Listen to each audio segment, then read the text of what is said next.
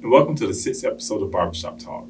Barbershop Talk is a podcast where we go to different barbershops in Georgia and listen to black men talk. For the 6th episode of Barbershop Talk, we went to North Atlanta Barbershop in Chamblee, Georgia.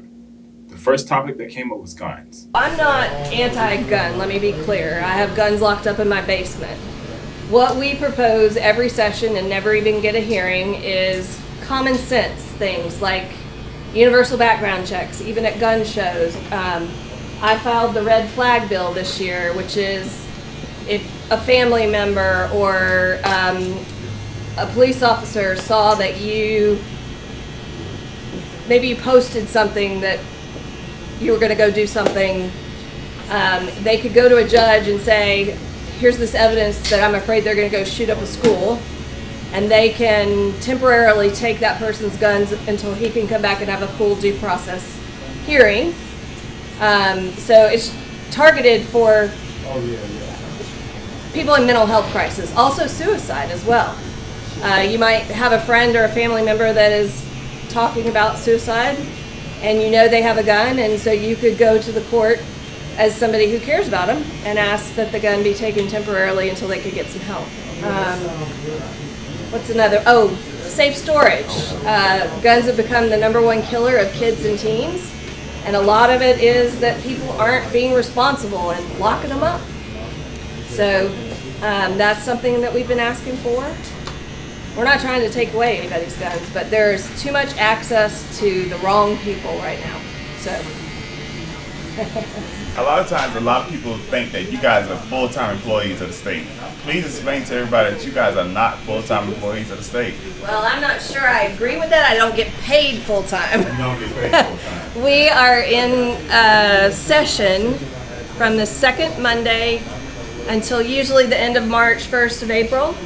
So three and a half months. And that is all the time we have to try and push a bill through. It's fast and furious, and I don't know that I think it's the most effective way to do it, but I would say I work year-round, but that not everybody does. But I'm on leadership this year. I'm the treasurer. I just came from Cherokee County, which is not my district, but one of the things going into 2024 is a lot of the folks in our rural areas that are in Republican strongholds, they help us flip these seats, they help elect Joe Biden and Raphael Warnock, and then they never see a Democratic leader in their communities. And so we went up to Blue Ridge and we did a Rev Up rally where we said thank you for all that you do, because they bring in those little margins that help Raphael Warnock pull it out, right? They knock doors, they phone bank, and then I did the same thing in Cherokee today. So that's one of our goals in the off season. We've been really pushing the common sense gun stuff. We've been doing some rallies around that. But one of the topics that I thought we had a good conversation on earlier today was about the criminal justice system. Can you flag or pinpoint some laws that are out there or things that are trying to get passed to make the criminal justice system more fair? Because we were talking about how unfair it is earlier. It is extremely unfair. So I'm actually on the Judiciary Non-Civil Committee. I was new to it this last year. I'm a lawyer, not a criminal lawyer though, so I'm learning a lot. But I can tell you that former Governor Nathan Deal had put in a lot of criminal justice reform measures, getting rid of cash bail, getting rid of mandatory minimums. They are trying to bring all of those back now. We fought the cash bail bill, and it didn't pass last session. It could still pass this session. The other one that I'm sure you guys have been reading about in the news is the prosecutorial oversight bill that they are using to target Fani Willis to try and interfere with her prosecution of Donald Trump and his associates. We fought that one, but we were not successful. That essentially is a commission. There's an investigative panel and then the deciding panel, and they're all appointed by the governor, the lieutenant governor, the speaker, all partisan people who are picking Republicans, and their justification was that folks like DA Gonzalez in Athens and DA Boston in DeKalb County were saying that they weren't going to prosecute small amounts of marijuana or abortion cases, primarily because there's only so many resources, right? And so they have prosecutorial discretion to decide what to use those resources on, and crime was up, and so they were focusing on that. It was an excuse, and it worked because now they know they don't have the votes. We have enough of votes in the House and the Senate that they can't impeach her because it requires a 2/3 vote. Chris Carr, the Attorney General, is never going to use his power to remove her because he wants to run for governor, and that won't work. So this is what is allowing them to get around the measures that were already in place to legitimately remove a DA. There could be a bad DA. There have been bad DAs. But we're afraid that they're going to use it to, I think, 14 Democratic and mostly of color DAs were elected in the last 2 years, and so this is their answer to that. Then someone asked this question. What is the difference between a Democrat and a Republican? I'll start with the Democrats. We kind of have this huge umbrella, and we include everybody, no matter their color, their race, their religion, their sexual identity, or who they love, and we want everyone to have the same rights under the law. We acknowledge climate change, and we want to do something about it. We believe women should have the right to decide if and when they're having a family. Amen. We believe kids and their parents should decide with a doctor what kind of trans care they need. So we believe in science, and we defer to the people who are the experts, like doctors. Republicans are supposed to be the party of less government. I can tell you lately they've been the party of adding extra layers of government that taxpayers cover. They're supposed to be the party of local control, your local cities and counties. They've passed many preemption bills where the state tells the local governments what they can do. They're supposed to be the party of fiscal conservancy, and I think they're spending a lot of money on things we don't need to be spending money on.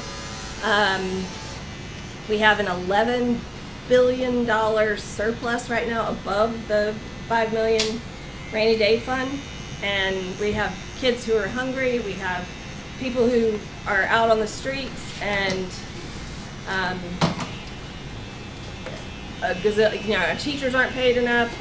Our hospitals are closing. I mean, we have one level 1 trauma center in the metro Atlanta area. If you're shot or getting in an accident and Grady can't take you, you're going to Macon or you're going to North Georgia. It's bad. When I was up in Blue Ridge, I hadn't even thought about this.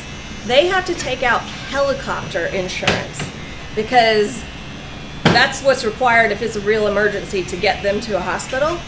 And I started thinking about it, I'm like, well, what about all of us who maybe go up to the mountains for vacation or go to the beach for vacation? We don't take out helicopter insurance. What happens if we get in an accident? That's really terrifying that our healthcare system we haven't fully expanded Medicaid. That's another one that we're one of 10 states in the country that hasn't fully expanded, and Republicans in this state refuse to do so because they believe it's supporting Obamacare, the Affordable Care Act, and literally the money comes out of our paychecks and goes to other states because they're so stubborn they won't pass it. Instead, they pass these little measures where they cover, I think in the first month of his new waiver program, he covered 256 people, but at a much higher cost than what we could cover 400,000 Georgians for less cost. So it is fiscally cruel and irresponsible, in my opinion, not to expand Medicaid. And that's why a lot of the hospitals are closing, because they can't,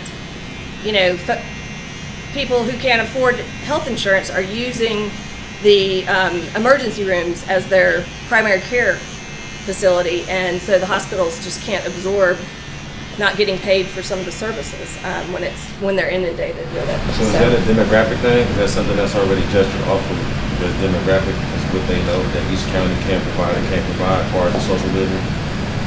Say that one more. I'm sorry. Is that a demographic thing? Like, is that already charted? Because what people know was financially being provided in certain counties. As far as healthcare? Yes. For example, Wellstar who was running the Atlanta Medical Center that just closed a little while ago. They said it was because they couldn't afford to keep it open. And then they went and opened something up in Kennesaw or somewhere making they want the for-profit stuff. Right. So meanwhile, the hospitals that are taking care of folks are closing and they can't get health care. But it's not based on, areas that are socioeconomically not as well off definitely are not their priority. Right. No, I think what I'm trying to ask you is that the people that affordable housing, the people that are in that area, yeah, like the people that pay rent, or the Section 8 people, or the people that really have jobs where they really paying full amount of rent, is that a demographic that's being charted? Where they don't know for a fact, like keeping track of it? Shutting down these hospitals because we know for a fact that you don't have the money to pay this medical bill. So we're going to take it to an area where we know that people can afford to pay these medical bills. I don't know that anyone is tracking it to that degree, but I can tell you that the percentage of patients that went into AMC that had insurance was low. And I know that Wellstar opened up a hospital in North Georgia that they're making more money. Right, because Wellstar in the Douglasville area. Mm-hmm. Yeah. So, but I think they have an idea. All the hospitals. I just toured Grady, and I can't remember what the percentage of uninsured was. I want to say it was a little bit lower than I expected. I think it was 30-something%. But they keep track of that. I have to say, I had not spent any time in Grady, and they have been doing a major renovation down there, and they've added a whole new building. It is amazing, all the services that they're offering now. But they need more support because they've absorbed the patients from AMC. So. And the only reason why I said that because due to gentrification. Yes. I know a lot of people have been moved to the west area and the south area. Right. And I know that a lot of them people are pushed that way because they feel like that the housing area is cheaper than living in the inner city area. We're running out of spaces to push people though. And it's definitely that. It's also the elderly. Like, I have people tell me all the time, we can't afford to move out of our house and stay in the same community. They don't want the big old house that they have or the big old yard, but they want to stay where they've lived for a long time and they can't afford to move. So we've got to figure that out. Part of it is a supply issue. So we don't have, if you have more housing and a bigger supply, then the prices come down more. So we're trying to figure out if there's a way to accomplish that. I know Atlanta's been doing a great job. Like, they've been working on some projects where they've taken abandoned public buildings that they own and they're converting it into affordable housing and emergency housing for folks that are on the streets. So mental health is another huge thing, and that one actually we get, for the most part, bipartisan support in my chamber. The Senate didn't pass it, but we really are trying to improve access to mental health care because it's a problem across the state, across the country, frankly. So let me ask you a question, because Senator Congressman David Scott sent me a letter recently about the ghost gun bill that is currently making its way through the State House. Educate us on that. Oh wait, there is one. Yeah, there's currently one making its way through the State House. By a Democrat trying to ban them, or trying to by a Republican trying to make access to ghost guns. Well, I know that they've got that SAPA bill too, which is horrible. Where it cracks me up that they want law enforcement not to have to enforce federal law. Yeah, that's I forget what SAPA stands for, but anyway, Second Amendment something. The ghost guns terrify me. I didn't. Can you educate us? What ghost guns are? Yeah, okay, so you can go on the internet and you can order pieces of guns, and they give you the instructions on how to assemble them. They have no serial numbers on them. They're also doing some 3D printing of parts of them. It's kind of a combination. And that gun is not traceable, and that's a problem. Are the 3D printed ones, some of those can get through the airport, right? Mm-hmm. Yeah, so they're doing it in plastic basically so that it doesn't trigger metal detectors. That's terrifying. Although I don't know how the bullets are metal, so how does that work? Probably put them underneath the plane, I don't know. Yeah, I don't know about that one, but I have heard that was a goal. So it's just terrifying because we already have, I don't even remember how many gazillions of guns in this country. More than we have people. So, and to be putting, just making it easy for anybody to go on the internet and order a kit with instructions on how to assemble it is terrifying. There's no way to do a background check on, well, I guess we should pass laws to pass a background check on it. And I think you should be able to put serial numbers on the parts. I know some of them are smaller, but that may be something I look at for that. But if they're pushing a bill through, then I'll share with you. Yeah, I haven't. Send me a letter. Oh, this is the federal one. No, he sent me a letter because the state's trying to, and he wanted me to sign on to his letter. But I'll send it to you. He's trying to block it. He's trying to block it. Okay. Yeah.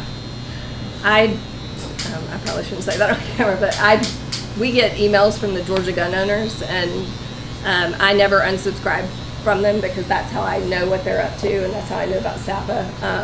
It's terrifying to watch them. I mean, Senator Colton Moore threatened to take up arms if he doesn't get his way this week. He's crazy, but I don't know how people like that get to stay in office. That violates our Constitution. Like, our community has been a lot more lenient in the fact that, like, a lot of these bills that come to pass that don't really benefit us, we sit back and we say, well, we're going to sit back and watch and see how it plays out. And even when it comes down to, like, with everything that's going on with Fannie Willis, everything that's going on with Donald Trump, like, we're willing to sit back and say, hey, we'll sit back and see how the system works. But other people who, when they don't get their way, they don't do that. They're ready to take up, as you just mentioned, ready to take up arms. Have you seen a lot, like, an influx of that?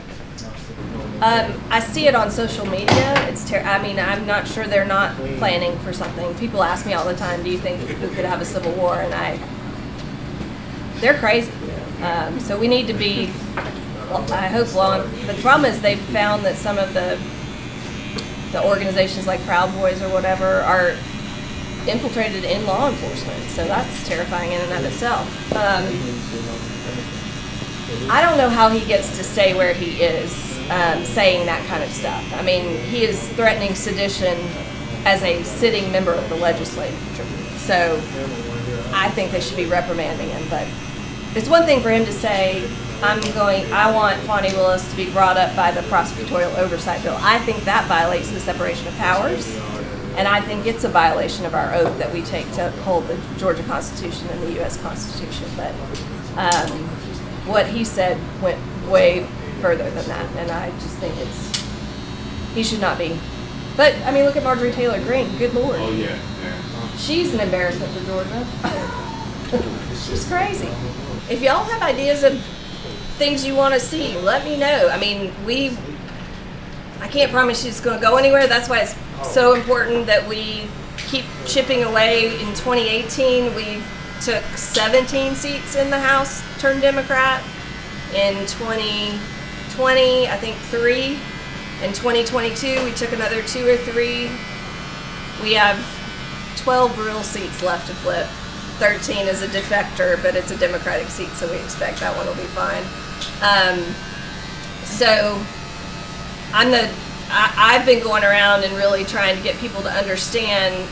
I have all these, you go around and you look at who donates to what candidates, or you go talk to people at the door, and they know everything about federal, but they don't know anything about their state legislature. And to me, because the Supreme Court is pushing down guns and women's rights, everything is really, we have more power right now than the feds do. And so I need folks to invest so that we can, with every seat we take, we get more leverage.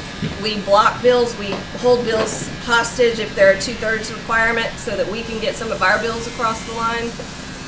So the closer we get, the more power we have to stop some of this and then hopefully take the majority. And I don't know if y'all pay attention to what Michigan and Minnesota have done. They now have a Democratic governor, a Democratic Senate and House, State House, and in one session they passed Family Medical Leave Act, they passed housing ordinances, they passed common sense gun laws, they passed preserving rights to abortion, all in one session. I mean, it was, so when you see what can be done, it just inspires me to push hard this next election cycle.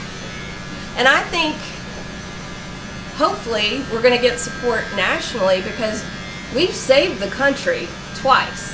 We elected Joe Biden when nobody thought we would. We re-elected Raphael Warnock and kept the U.S. Senate Democrat.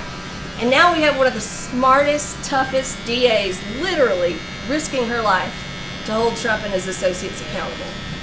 So, Georgia's what gives me hope. Mugshot of him. No. I have a little satisfaction I got out of it too, because I ran in 2018, I lost by about 1,200 votes. I came back and ran in 2020 and I won by 337 votes. And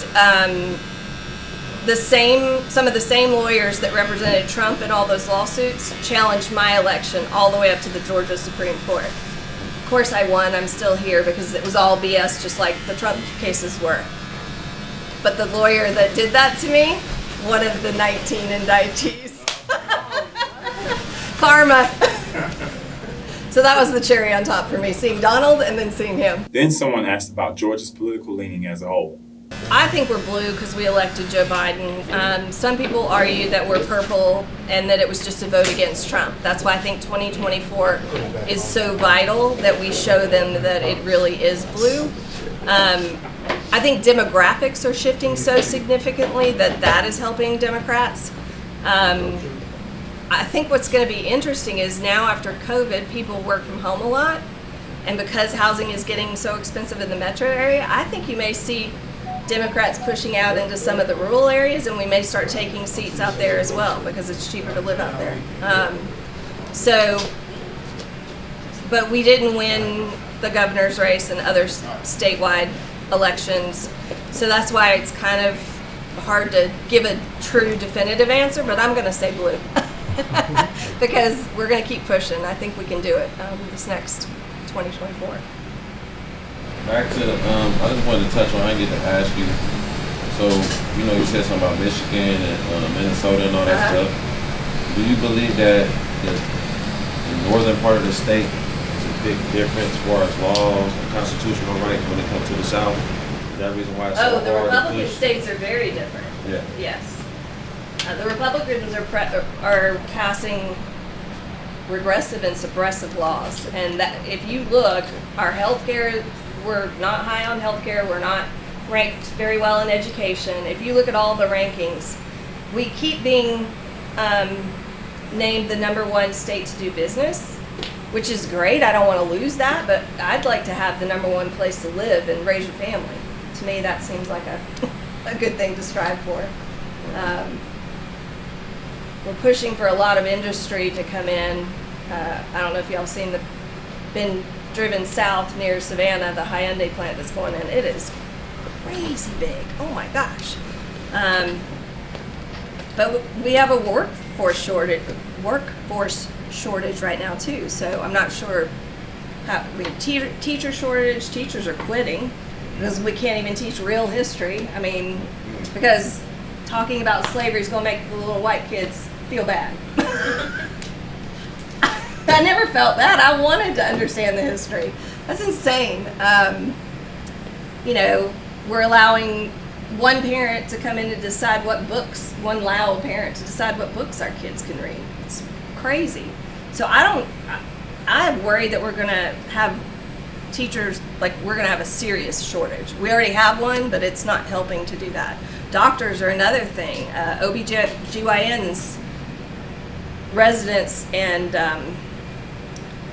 medical students are saying that are going to school here are saying they're not going to stay in Georgia because they want to be able to practice, what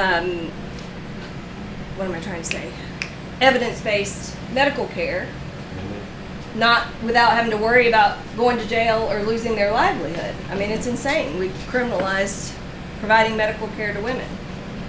That's why I basically asked, because I'm from Ohio, I'm from Columbus, Ohio. Yeah. And I noticed the difference when I shifted and moved to the South, that the way education is, the way a politician is, and the,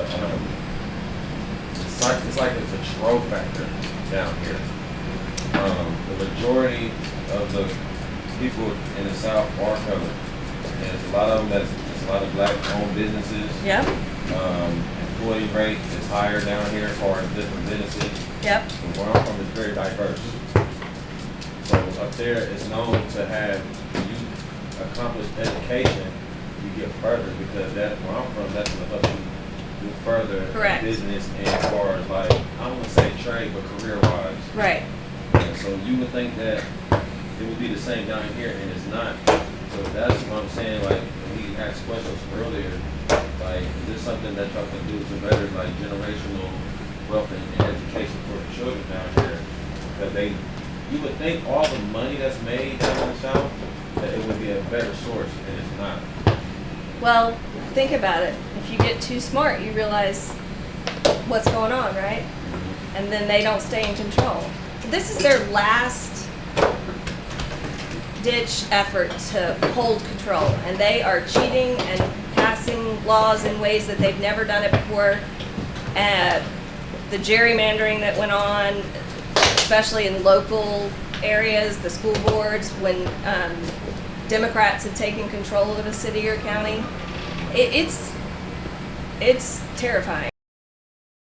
The rest of the conversation at North Atlanta Barbershop will be covered in the next episode. This episode of Barbershop Talk was brought to you by Black Voters Matter Fund, which works to increase power in marginalized, predominantly Black communities. Thank you for watching.